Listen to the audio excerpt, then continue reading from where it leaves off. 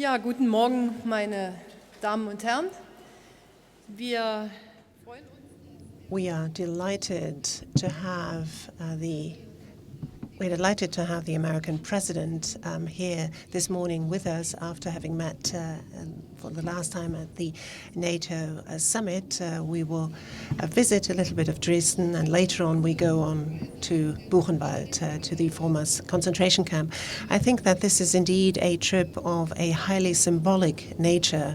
Let me just remind all of us of the visit to Buchenwald that we will take later in the day. It is so important that the American President Barack Obama makes his first stop here in Dresden. This is a highly symbolic city. It is a city that was almost completely destroyed during the Second World War, was then rebuilt after German unification. It has again turned out to be a jewel of German culture and civilization. The people here are so glad that you come to see them, because it shows that you also pay tribute to the tremendous efforts they made in those 20 years after the fall of the war. We have made very good use of our time talking about the political agenda, pressing issues. President Obama yesterday gave a very important speech in Cairo, which I think will be an ideal basis for a lot of action of a positive nature, particularly as regards speeding up the peace process in the Middle East. We also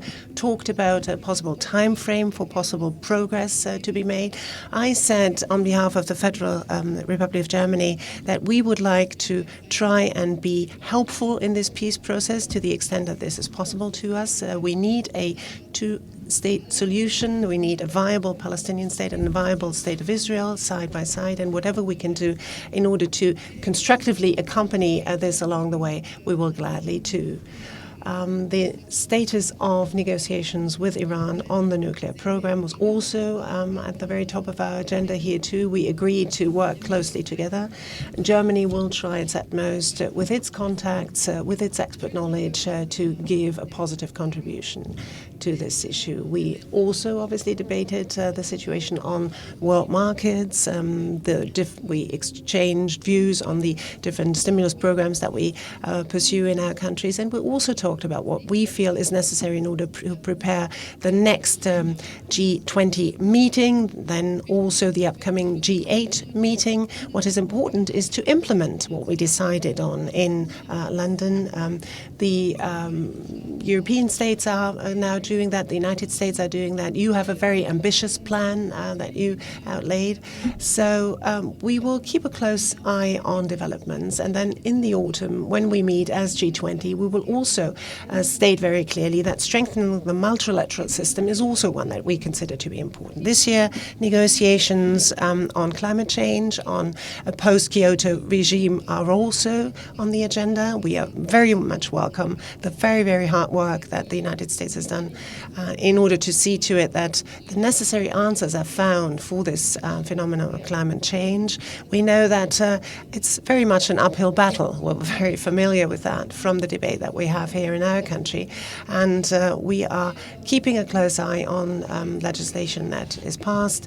We, I think, are at one in saying we need an ambitious program. We want to have successful negotiations in Copenhagen, and we want to make the best possible use of our time leading up to this. Once again, a very warm welcome to you, sir, and we are so glad that you and the members of your team have taken the trouble to come here. Well, thank you very much, everybody. Good morning. It is wonderful to be in the beautiful city of Dresden, which obviously is steeped in history and, as Chancellor Merkel discussed, has overcome great tragedies and is now this beautiful city full of hope. And so I'm very grateful to not only Chancellor Merkel, but to the German people for their hospitality. Germany is a close friend and a critical partner to the United States.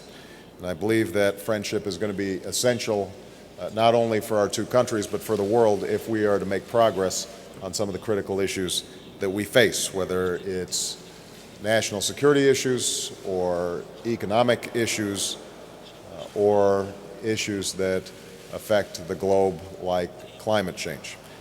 Chancellor Merkel, as she mentioned, and I had a very productive discussion. We continue to work closely together to confront the global economic crisis and to restore growth and prosperity for our people. The downturn knows no borders, and it will take some time and sustained action by all of us to move forward. At the G20, we successfully laid out the parameters for collective action, and we've seen, I think, on both sides of the Atlantic, some progress in stabilizing the economy, but we're far from done in the work that's required. I mentioned to her that in the United States, we are working diligently to strengthen financial regulations to ensure that a crisis like this doesn't happen again, and it's going to be very important to coordinate between Europe and the United States as we move to strengthen our financial regulatory systems.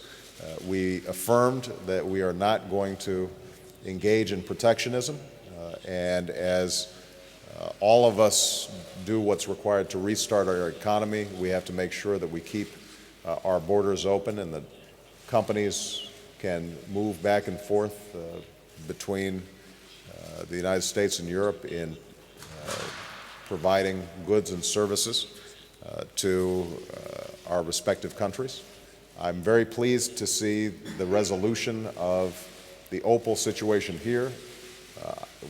We are very sympathetic towards each other, that it's not easy to help auto companies restructure, and it's not always popular, but it's also, we are convinced, the right thing to do. And I'm hopeful that not only are we going to see these companies stabilize, but also that they're going to emerge even stronger and more competitive in the international marketplace. Chancellor Merkel and I discussed a range of security challenges. Germany's been a very strong NATO partner. As all of you know, we have great challenges in Afghanistan and increasingly in Pakistan, but our collective commitment to making sure that we are not seeing the kinds of terrorist bases that could pose harm to all of our people, that we maintain that commitment. We also discussed the issue of Iran, and not in isolation, but in a broader context of avoiding a nuclear arms race in the Middle East that could be profoundly dangerous. And I've said publicly that I'm committed to engaging in serious dialogue and negotiations with Iran. That can't be done in isolation. It has to be done in conjunction with the P5+1 or the E3+3 process, and Germany is going to be a critical partner in that process. Later in the summer, I will be traveling to Russia to discuss how we can reduce U.S. nuclear stockpiles and Russian nuclear stockpiles. And so, as I said, our concern is not just Iran, but a broader effort to strengthen non-proliferation so that the threat of nuclear weapons is greatly reduced in our lifetime. And as Chancellor mentioned, we discussed my recent trip to the Middle East and the need for all of us to redouble our efforts to bring about two states, Israel and a Palestinian state, that are living side by side in peace and security. I think the moment is now for us to act on what we all know to be the truth, which is that each side is going to have to make some difficult compromises. We have to reject violence. The Palestinians have to get serious about creating the security environment that is required for Israel to feel confident. Israelis are going to have to take some difficult steps. I discussed some of those in the speech. Ultimately, the United States can't force peace upon the parties, but what we've tried to do is to clear away some of the misunderstandings so that we can at least begin to have frank dialogue. And we're not going to be able to do that by ourselves. We're going to require strong partners like Germany in that process, and I know that Chancellor Merkel is very much committed to that. So, again, it is a great pleasure to be here. It is a great pleasure to be with my friend once again, who I always seek out for intelligent analysis and straight talk. And I'm looking forward to continued partnership between our two countries to deal with the wide range of issues that we confront at this time. So thank you very much. Ja, jetzt ist die Möglichkeit, glaube ich, für Fragen. I believe you have the possibility to ask questions. Maybe we ought to. Do we start with a German question? Mrs. Meyer, please. Christiane Meyer von der ARD. Meyer from the First German Television. Mr. President, did you have the opportunity to also address the issue of Guantanamo? And do you feel sufficiently supported by Europe, and here in particular by Germany, in accepting prisoners, former prisoners? And does this perhaps overshadow your relationship with the Chancellor, or perhaps not? There has been certain mild, sometimes even wild speculation over the course that your trip took, that you left certain venues open until the end, and that this had something to do with your relationship with the Chancellor or not. And Chancellor, did you make an offer, or were you actually able, as regards Guantanamo, to give certain assurances to the President and accommodate him? Well, let me first of all say, I think your characterization of wild speculations is accurate. They are very wild and based on no facts. The truth of the matter is that the relationship, not only between our two countries, but our two governments, is outstanding. Most of the speculation around my schedule here in Germany doesn't take into account simple logistics. Traveling, trying to get from one place to the other, coming off a Middle East trip, having to go to Normandy tomorrow. There are only 24 hours in the day. And so there's nothing to any of that speculation beyond us just trying to fit in what we could do on such a short trip. That's all that there was. So stop it, all of you. I know you have to find something to report on. We have more than enough problems out there with manufacturing problems. In terms of the issue of Guantanamo, look, this is a very difficult issue.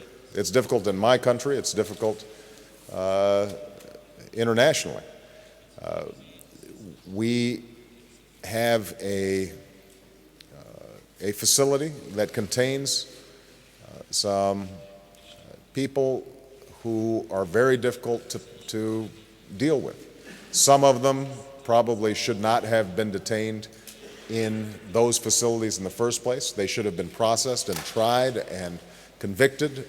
If they weren't convicted, then they should not have been languishing in a facility like that that became a symbol for many around the world of us not sticking to our ideals and our traditions and rule of law. But it was done, and that's the past, and now we have to move forward. We have spoken to the European Union about the possibilities of working with us and helping us in managing the closure of Guantanamo. Chancellor Merkel has been very open to discussions with us. We have not asked her for hard commitments, and she has not given us any hard commitments beyond having a serious discussion about, are there ways that we can solve this problem? And I don't anticipate that it's going to be resolved anytime in the next 2 or 3 months. I think that's going to be a longer process of evaluation.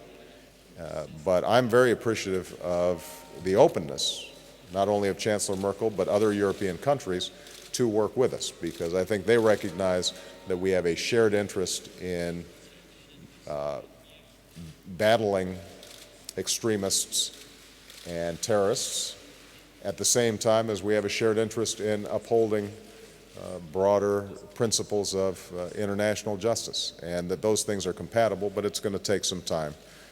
We'll be looking at individual cases, seeing are there people who can safely be transferred. If they are safely transferred, where would they be transferred to?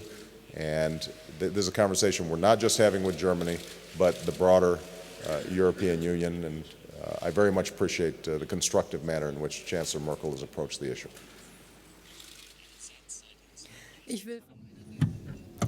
Allow me, if I may, to, as regards that one part of the question, say that it's fun to work together with the American president because very serious, very thorough analytical discussions very often lead us to draw the same conclusions. And I think we proved that in London, we proved that on previous meetings. I think that's part of our job, isn't it? That you exchange views, different views that you may have also.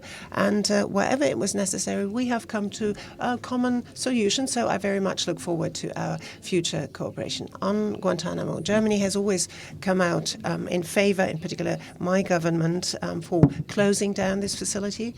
This has been a long-standing issue. We very purposefully, at the time, accepted Mr. Kunas, who has some sort of relation to Germany, and we also said that when there is a solution in the offing, we will constructively contribute to it. Now there are talks going on of the Ministry of the Interior with the American side, very intensive discussions, which we wish to continue. And at the very end, I am absolutely confident that we will find a common solution. I believe a question from the American side.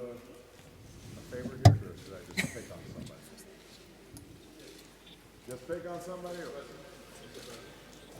Jennifer got the mic. Sorry, Jake. It was handed to me, so I'm going to keep it. There you go. Thank you, Mr. President.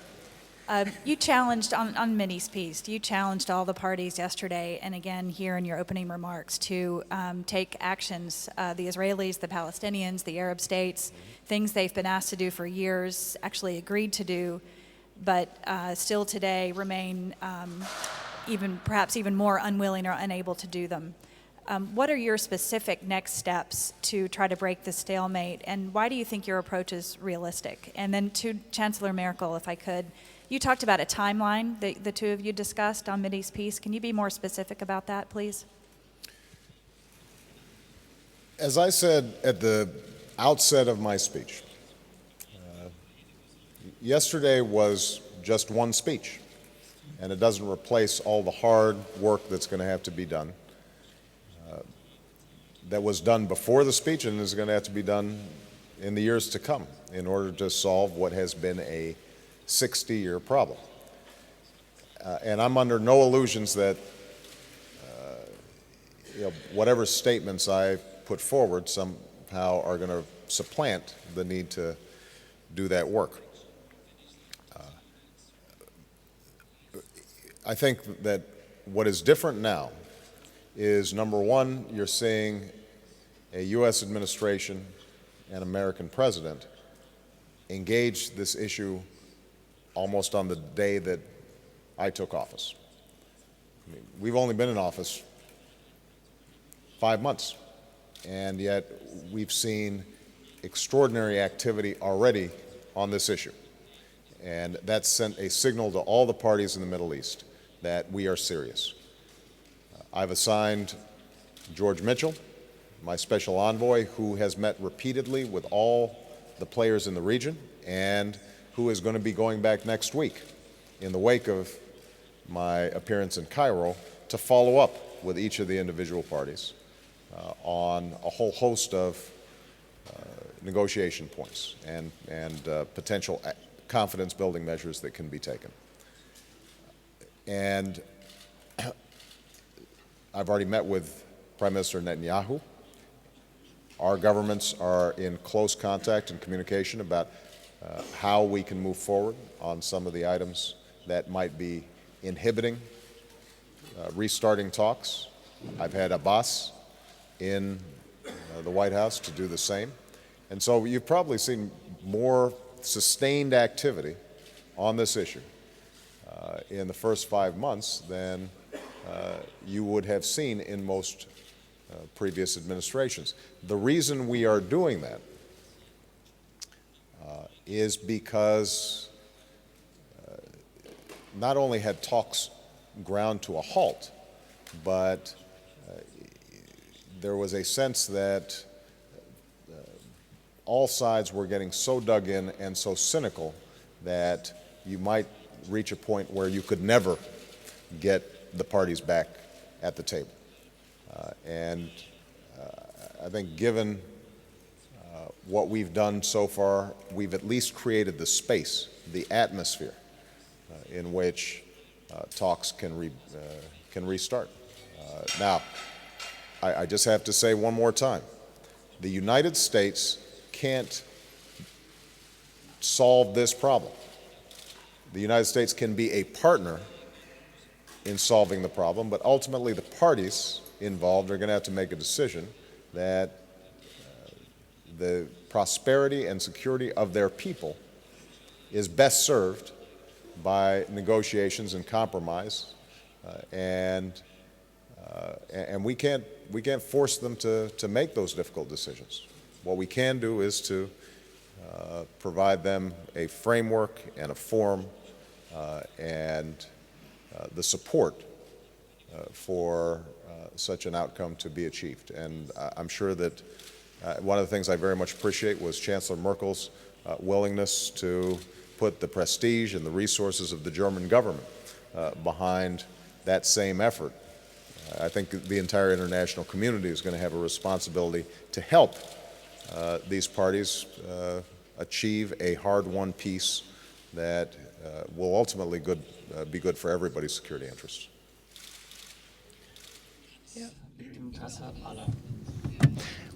Well, I believe that with the new American administration, with President Barack Obama, there is actually a unique opportunity now to see to it that this peace process, or let's perhaps be more careful, this negotiation process, to be revived again. Yesterday's speech, in a way, opened up also the door to the Arab world again. And in the way that it was described just now, you have sort of made steps along the way. And when steps are made along the way, then we feel, as Germans, we can perhaps be helpful to accompany this. For historical reasons, we have a very close and very special relationship with Israel. We have a very great interest in the safety and security of Israel. And on the other hand, we also have the very fervent wish that a Palestinian state be built.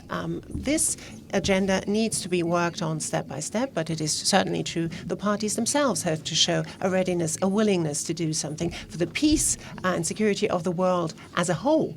I see this as a core issue and an essential and crucial issue. And this is why we all have the wish, the willingness to bring this matter forward. The historical opportunity, I think, is there.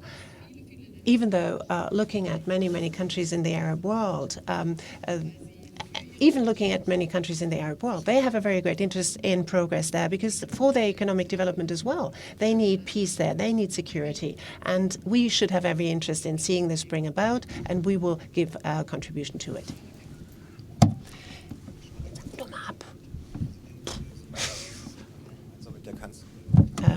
You will later on, Mr. President, visit the former concentration camp Buchenwald. Tell me now already, if possible, what is your personal motivation? What drives you to this? We were told here in Germany that because you know Elie Wiesel, the Nobel Peace Prize winner, so well, because he told you about his period in the camp where he suffered great hardship, that this sort of made you do it. And another political issue, if I may, Madam Chancellor, climate change. Germany, Europe are putting concrete targets on the agenda, concrete reduction targets. Will America, in the post-Kyoto process, be willing to commit itself to concrete reduction targets, or you pursuing a different kind of approach, Mr. President, similar to your predecessor in office? Well, first of all, one of the main reasons for me being in Europe this week is to commemorate the 65th anniversary of the landing in Normandy. This is a moment that obviously is of great importance to the United States. So many lives were lost during this period It marks the beginning of the end of World War II. And many of the veterans of World War II are in the sunset of their years. And so having an opportunity to acknowledge them once again and the sacrifices they made was very important to me. As part of that trip, we thought it was very important for me to visit Buchenwald. First of all, I'd never traveled to one of the concentration camps, but this one has a personal connection to me. It's not only that I know Elie Wiesel and have read about his writings, it's also that, and I've stated this before, that my my grandmother's brother was part of the units that first liberated that camp. And I've talked about this before in the United States, perhaps not in Germany.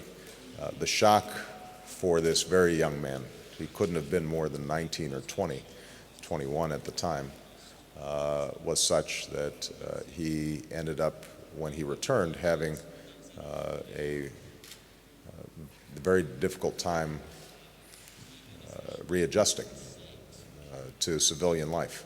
And it was a memory that burned in him for quite some time. And that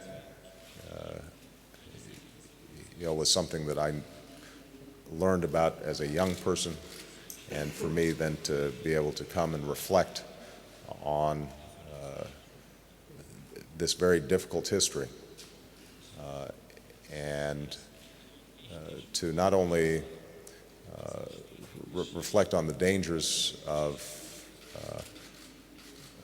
when peoples are in conflict and not acknowledging a common humanity, but also to celebrate how out of that tragedy you now have a unified Europe, a Germany that is a very close ally of Israel, and the possibilities of reconciliation and forgiveness and hope. All those things, I think, are part of why this visit is very important to me. In terms of climate change, ultimately, the world is going to need targets that it can meet.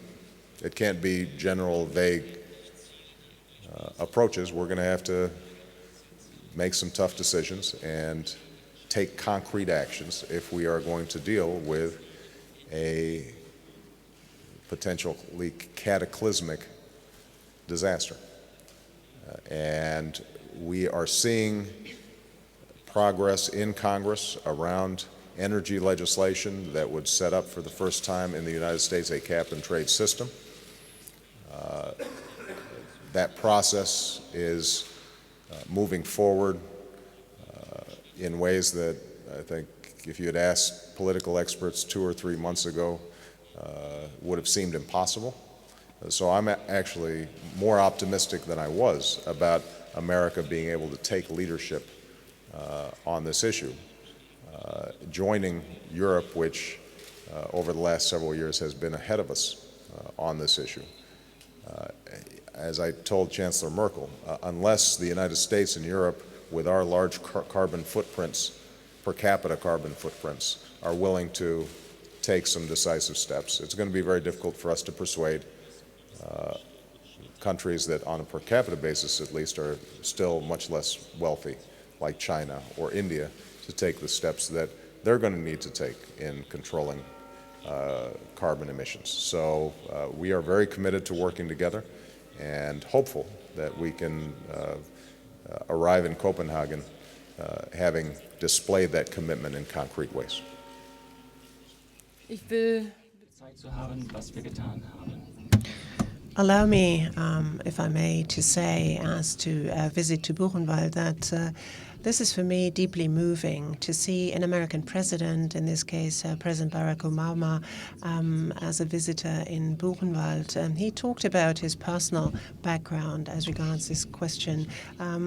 Look at Buchenwald. Buchenwald is one example of these horrible concentration camps liberated by American troops. Later on, it was turned during the Soviet period again, and it also, in the time when Germany was divided, it again became somewhat symbolic. People in that part of the country were not able to enjoy freedom and security. Now, after the end of the Cold War, we go there after Germany has been reunited, after Europe has been reunited, now that we also enjoy freedom and democracy as the United States do. That is very moving, and it shows you that actually history makes things possible if sufficient number of people believes in the dream of freedom. Thank you, Mr. President. A couple questions. One, just to follow up on Jennifer's. What are some of the gestures of good faith that you'd like to see from the Israelis and Palestinians? But then regarding your visit to Buchenwald, since the Holocaust, a constant refrain in the United States has been never again. But U.S. president after U.S. president has sat back and let genocides happen over and over, whether Cambodia or Rwanda. What does never again mean to you as a U.S. president, especially given the fact that genocide is going on right now in Darfur? There were accusations of genocide in Sri Lanka a few weeks ago. What does it mean to you? And are you doing everything you can to make sure never again is not a hollow refrain? And then for Chancellor Merkel, does Germany not have an extra obligation to take action to prevent genocide from happening in other parts of the world? Thank you.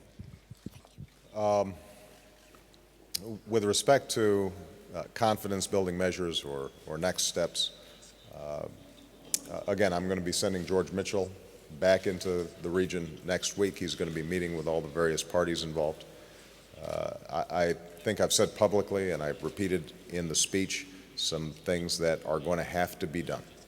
A lot of attention has been given to my statement that the Israelis need to stop settlement construction. And I recognize that it's received a lot of attention in Israel as well. Keep in mind that all I've done there is reaffirm commitments that the Israelis themselves had already made in the roadmap.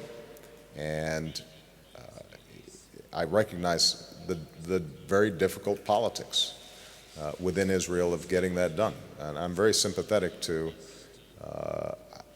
how hard it will be, but as Israel's friend, the United States, I think, has an obligation to just be honest with that friend about how important it is to achieve a two-state solution for Israel's national security interests, as well as ours, as well as the Palestinians.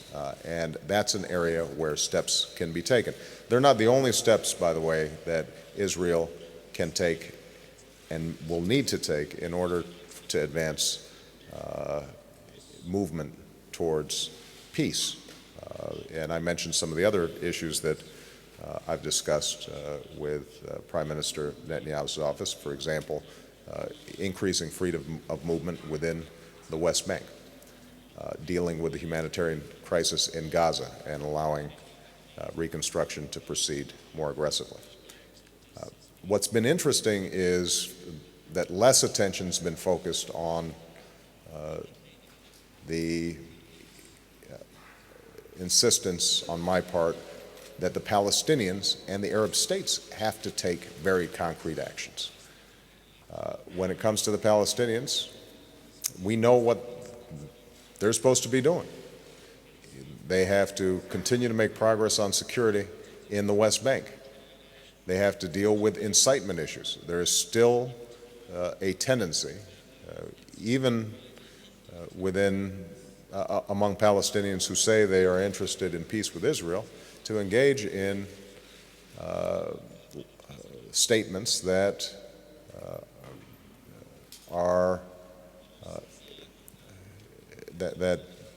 incite a hatred of Israel or are not constructive to the peace process. Now, I think, to his credit, President Abbas has made progress on this issue, but not enough. We still have not seen a firm commitment from the Palestinian Authority that they can control some of the border areas that Israel is going to be very concerned about if there were to be a two-state solution. There's still problems of corruption and mismanagement within the authority that have to be addressed. So there are going to be a whole set of things having to do with the Palestinians' ability to govern effectively and maintain security. And if they're not solved, Israelis are going to have trouble moving forward. And the Arab states, what I'd like to see is